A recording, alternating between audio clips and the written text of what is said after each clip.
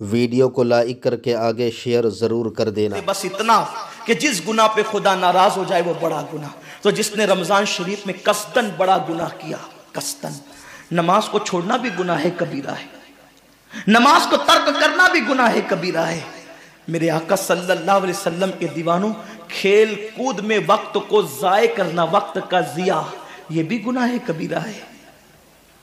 आका फरमाते हैं जिसने रमज़ान शरीफ में गुनाह कबीरा किया, उस रमज़ान से लेकर आने वाले रमज़ान शरीफ तक फरिश्ते उस पर लानत करते। ये लानत क्या है? लानत समझते हैं? लानत का मतलब यह है जिस पे लानत पड़ी वो हमेशा के लिए अल्लाह की रहमत से दूर हो गया। इंसान की लानत क्या है? इंसान की लानत, एक जानवर पर हुजूर अलैहिस्सलातु व तस्लीम किसी सहाबी के जानवर पर बैठे थे, वो धीरे चल रहा था। किसी ने कह दिया कि इस पे लानत हो, ये धीरे चलता है। हुजूर अलैहिस्सलाम ने उस जानवर के नीचे उतरकर फरमाया, जिस पे लानत कर दी गई मैं उस जानवर पे सवारी नहीं कर सकता। ये एक इंसान की लानत का असर है। जिस पे मासूम फरिश्ते लानत करे उसका अंजाम क्या होगा? वो भी एक दो लानत नहीं।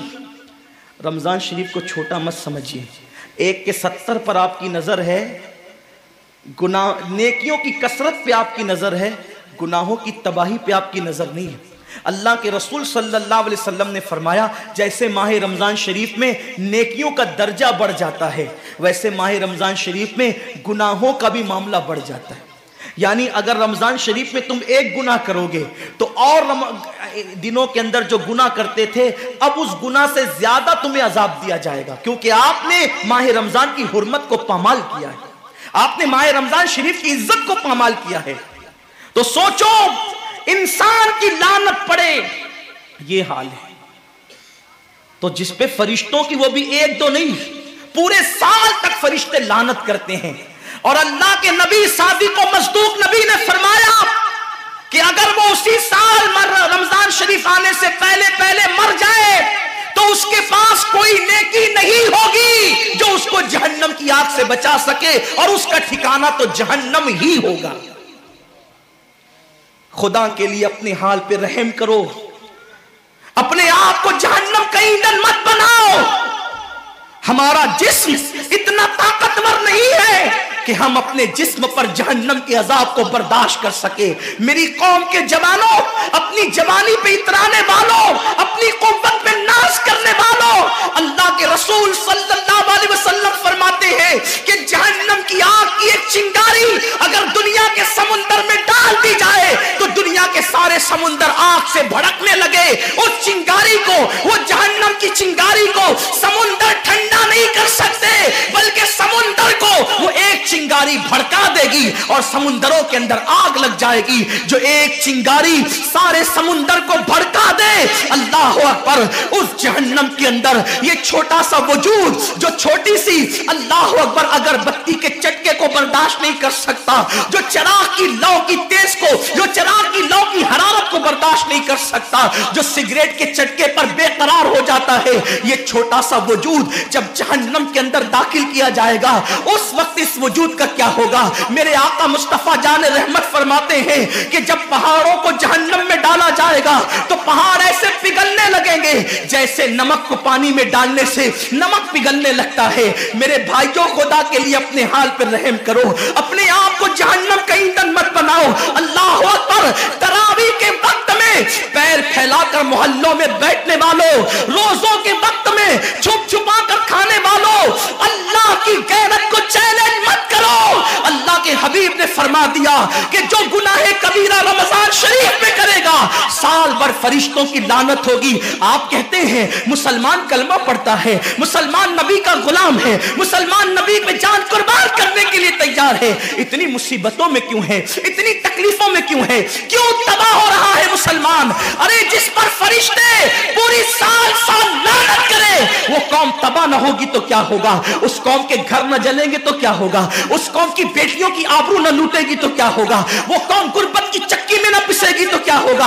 आओ सच्ची तौबा कर लो, तौबा के दरवाजे खुले हुए हैं, अपने गुनाहों का एहसास कर लो, नादिम होकर कुदरत की बारगाह में पलट जाओ। मेरा रब फरमाता है फफिर्रू इलल्लाह, कहां जा रहे हो? दौड़ो अल्लाह की तरफ, पलटो अल्लाह की तरफ। बड़े से बड़ा पापी अगर खुदा की तरफ एहसास गुनाह लेकर, निदामत के आंसू लेकर अल्लाह की बारगाह में पलटा है तो अल्लाह ने उसको मगफिरत का परवाना अता किया है। मेरे रब का वादा है जो मेरी बारगाह में पलटते हैं मैं उनको लौटाता नहीं हूं, मैं उनको माफ कर देता हूं।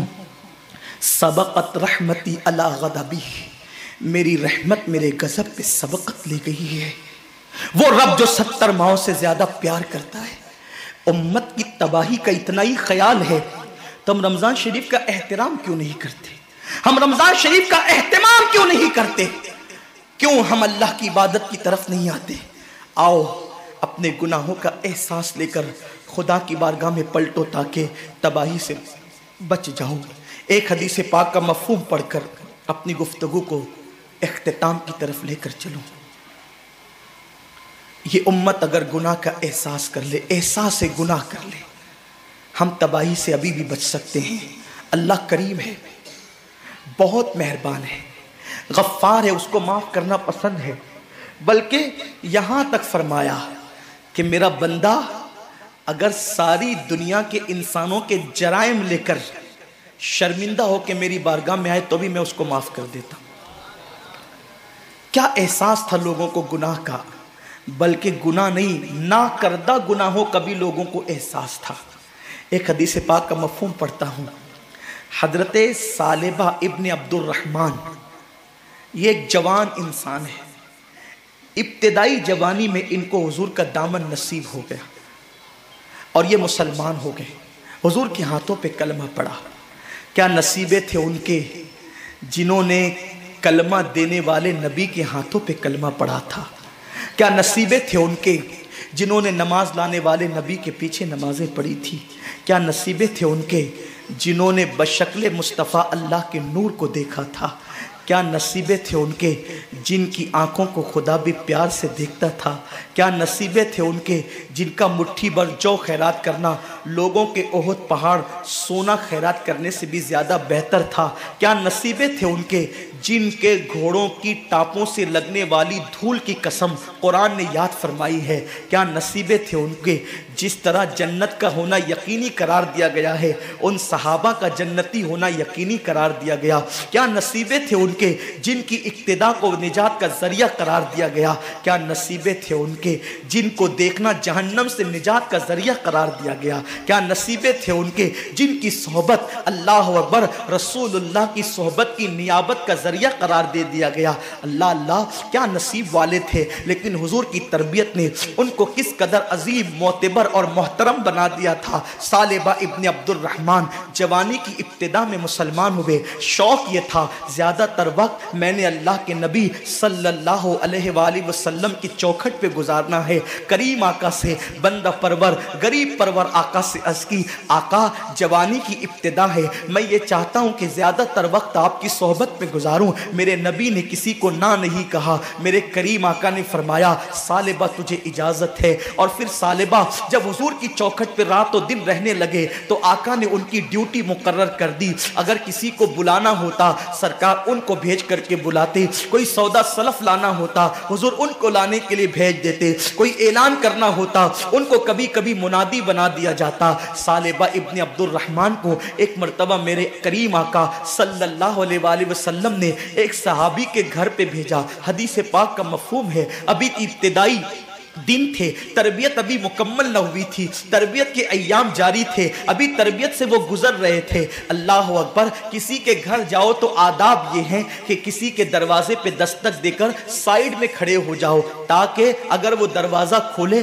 तो उसके घर में तुम्हारी नज़र नहीं पड़ना चाहिए। मेरे करीम आका फरमाते हैं अपने घरों की छत पर बिला उज़्र शरई न चढ़ा करो, इसलिए कि अगर तुम अपने घर की छत पर चढ़ोगे और किसी के घर में तुम्हारी नज़र पड़ गई तो अल्लाह उस नजर के बारे में भी तुमसे सवाल करेगा। खाली घरों में नजर डालने पर भी मेरे नबी ने मना किया है। जो लोगों की आबरू पे नजर डालते उनका अंजाम क्या होगा। हालत रोजा में जो इंटरनेट पर जिना के मनाजिर देखते उनका अंजाम क्या होगा। जो रोजे की अजीम रातों के अंदर क्रिकेट मोहल्ले में खेलते हुए वक्त को जाय कर देते उनका अंजाम क्या होगा।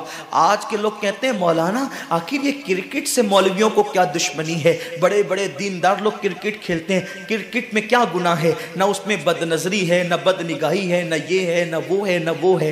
याद रखना क्रिकेट में अगर कोई गुनाह ना भी हो तो जो वक्त जाय हो रहा है ना ये क्या कोई कम गुनाह है।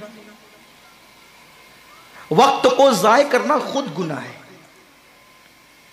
वक्त का जिया खुद गुनाह है।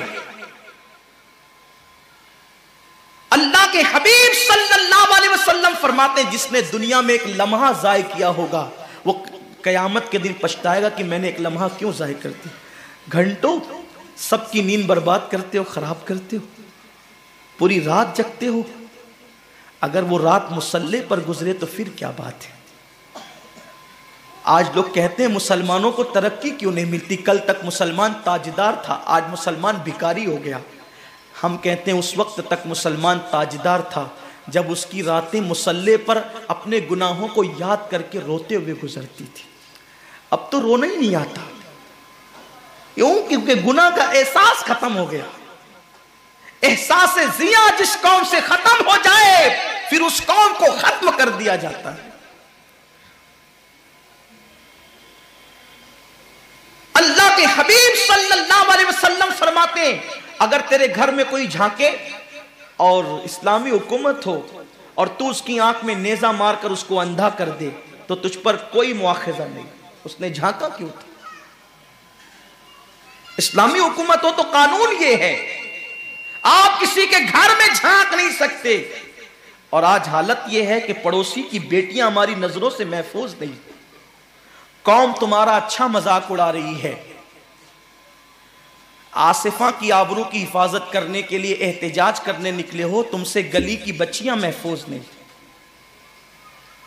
लोग जो तुम्हारी बेटियों की आबरू का जनाजा निकाल रहे हैं बहुत सोच समझ के, उन्हें पता है कि तुम्हारे खोखले नारे किसी आसिफा की आबरू नहीं बचा सकते। तुम हजारों आसिफा को, अपने मोहल्ले की आसिफा को तुम जब पाप की नजर से देख रहे हो उसका एहतजाज कौन करेगा। बेटियों की आबरू का तहफ्फुज पापी निगाहों ने कभी नहीं किया। ये सियासी हथकंडे और अखबारात में तस्वीर छपाने का शौक तुम्हें नारा लगाने पे मजबूर करता है, मगर दुनिया अच्छी तरह जानती है कि तुम्हारी आंखों में वो तकद्दुस न रहा जो मोहम्मद बिन कासिम की आंखों में था।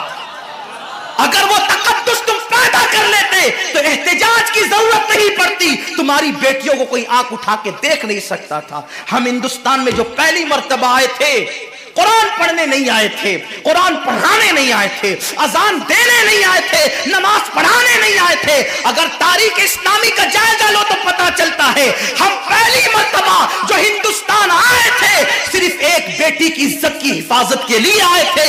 इस्लामी ममलकत के बादशाह को पता चला कि हिंदुस्तान का एक बादशाह जिसने अपनी सगी बहन के साथ निकाह कर रखा है तो उसने कहा था बेटी सिर्फ बेटी होती है, चाहे वो किसी की भी बेटी हो। हम 7 समुंदर पार जाकर उस बेटी की इज्जत की हिफाजत करेंगे। ये और बात है, तुम बेटी की इज्जत बचाने आए थे, लोग तुम्हारे किरदार को देख करके इस्लाम कबूल कर लिया करते थे।